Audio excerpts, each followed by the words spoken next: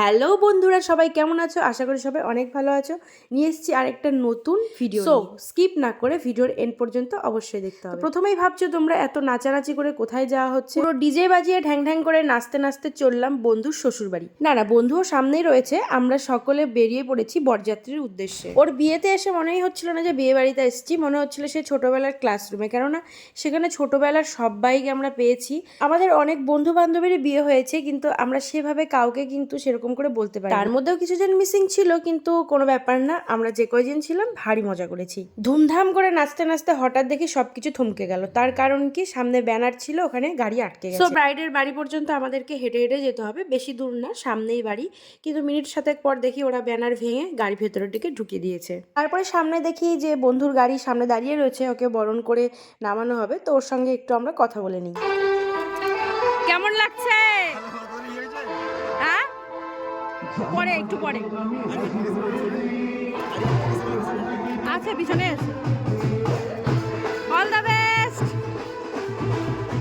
এতটা ভিড় হয় যে আমরা সাইডে দাঁড়িয়ে থাকি যে একটু ফাঁকা হলে তারপরে ভিতরে ঢুকবো, কিন্তু এর মধ্যে দুজন জামাই আমাদের সামনে এসে হাজির হয়। আমরা ফট করে ভয় পেয়ে গেছিলাম যে মন্টি কখন গাড়ি থেকে নেমে এলো।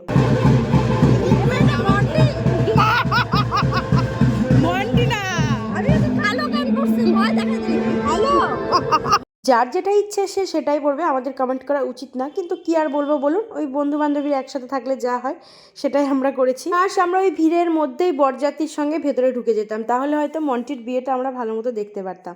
এই যে সঙ্গবঙ্গদের সাথে আমাদের দেখা হয়ে যায়, ব্যাস এখান থেকে আমরা একদম বিয়ে থেকে ডিসকানেক্ট। ওকে খুব সুন্দরভাবে বরণ করে ফটকাবাজি ফাটিয়ে ভিতরে নিয়ে যাওয়া হয়েছিল। এসব ভিডিও আমার কাছে কিচ্ছু নেই, আমি অন্যের কাছ থেকে এই সমস্ত ভিডিও নিয়েছি।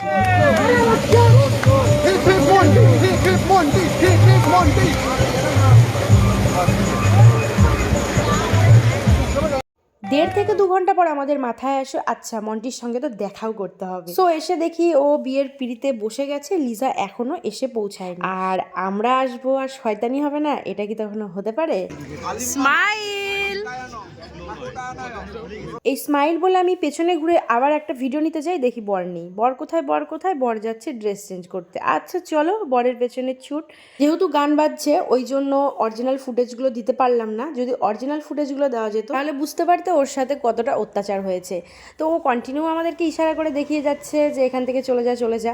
তারপর আমরা ভাবলাম ফালতু দেরি করে লাভ নেই, লগ্ন তো পেরিয়েই যাচ্ছে, চল আমরা আবার পরে আসবো। আমাদের এই ডিসিশনটা এতটাই ভুল ছিল যে আমরা এই যে নিচে নামি আর ওপরে আসি না। আমরা বন্ধু বান্ধবরা মিলে সবাই এতটা মজা করেছি, আমরা ভুলেই গেছি যে ওপরে আসতে হবে, মন্টির বিয়েতে নাচতে হবে, ওর বিয়েটা দেখতেও হবে। এমনকি আমার ভিডিও নেওয়ার কথাও মনে নেই। আমার বান্ধবী বারবার আমাকে বলে দিচ্ছিল, কিরে তুই ভিডিও নিবি না তোর ব্লগের জন্য? তো তার জন্য এইটুকু ক্লিপ আমার কাছে রয়েছে। তো এই ফুটেজটাও আমার কাছে ছিল না, এই ভিডিওটা আমি একজনের কাছ থেকে নিয়েছি। যাই হোক বন্ধু, তুই যদি আমার ভিডিওটা দেখে থাকিস তাহলে এটাই বলবো, তোর বিয়েতে সেরা মজা করেছি, কোনোদিনও ভুলবো না। আর তোরা এভাবেই সুখে থাক, হাসি খুশি থাক, আর সারা জীবন একসাথে থাকিস। বিয়ে বাড়ি এসছি আর খাবার দাবারের কথা না বললে হয়? তো এখানে ছিল কফি, তার পাশে ছিল ফুচকা, আর ওই পাশে ছিল চিকেন পকোড়া। চিকেন পকোড়া এখন শেষ, কিন্তু আমি খেয়েছি, আমার বন্ধু নিয়ে গেছিলো। তার পাশে ছিল জিলিপি, যেহেতু আমার পছন্দ হয় ওই জন্য ওইদিকে যাইনি। আর এদিকে ছিল পনির বাটার মশলা আর বেবি নান। তার পাশে আরেকটা কি ছিল, ওটা শেষ হয়ে গেছিলো, জানি না কি ছিল। আমরা ভেবেছিলাম যে একটা করে নান খাবো, তারপরে নাচানাচি করে দেন আমরা ভাত খাবো, কিন্তু বিশ্বাস করো একটা নান খাওয়ার পরে পেটে এমন খিদে পেয়েছে যে আর আমরা ওয়েট করতে পারলাম না। সোজা এখান থেকে একটা নান আর পনির খেয়ে চলে যায় খাবার প্যান্ডেলে। খাবার প্যান্ডেলে এসে আমাদেরকে অনেকটা টাইম ওয়েট করতে হয়েছিল, কেননা ওই পাশে হচ্ছিল আর ওই পাশে হবে, তারপরে আমাদের এই পাশে দেওয়া হবে। তো আমরা তাই একটু বসে বসেই নাচুনাচু করছিলাম আর ওয়েট করছিলাম, কেননা খিদেটা কিন্তু আমাদের চরম পেয়েছিল, মুখটা দেখলেই বুঝতে পারবে। আর আমাদের সামনে মেনু কার্ড ছিল হচ্ছে ভাত, পোলাও, মাংস, মাছ, পনিরের একটা তরকারি ছিল নবরত্ন, আই থিঙ্ক ওটাকে বলে, ডাল, ভাজা, স্যালাড। তো এই দেখুন এই মেয়েটা খেতে বসলো, তারপরে হঠাৎ বলছে আমার শ্বাসকষ্ট হচ্ছে, আমি নাকে নেওয়ার কোনো সরঞ্জাম নিয়ে আসিনি, বাড়ি যাব। হঠাৎ যে কি হলো, না খেয়ে ও বাড়ি। আসলে ঠান্ডা তো অনেক পড়েছে, বাইরে কুয়াশাও ছিল, আর মেয়েদের তো একটা অভ্যেস আছে, যান যায় যাক তবুও বিয়ে বাড়িতে সোয়েটার পরবো না। আর এই যে এর যে এত কিসের ফুর্তি, দাঁড়া দাঁড়া দাঁড়া, 2 দিন পর তোরও বিয়ে, সব ফুর্তি বেরিয়ে যাবে। তারপরে আমাদের স্যালাড দিয়ে শুরু হয়ে গেল, তারপরে ছিল ভেজিটেবল চপ, দারুণ ছিল। তারপরে একে একে সব কিছু চলে আসে। আর সত্যি রান্নাগুলো খুব সুন্দর হয়েছিল। সন্ধ্যা 7টা থেকে রাত্রি 12টা কখন যে বেজে গেল বুঝতেই পারলাম না, মনেই হচ্ছিল না বাড়ি যাই, মনে হচ্ছিল রাতটা যদি আরও বড় হতো আরও মজা করতে পারতাম। এতক্ষণ কাউকে কোথাও দেখা গেল না, যেই না পাতে মাংসে পড়েছে দেখুন কাক পক্ষীরা সব এসে হাজির। ওকে বলেছি তুই যদি মাংস খেতে চাস তাহলে তোকে নাচতে হবে, তো বেচারা দেখুন ও নাচতেই রাজি। আর একটা জিনিস থাক ওটা বলা যাবে না। খাবার প্যান্ডেলের পাশে গলা ফাটিয়ে ফাটিয়ে গান হচ্ছিল, যার জন্য মানে খাওয়া এদিকে নাচ দুটোই বেশ জমদার হয়ে উঠেছিল। অনেক হলো নাচানাচি, অনেক হলো খাই দাই, বরমশাইয়ের ফোন চলে এসছে, তাড়াতাড়ি খেয়ে দৌড়।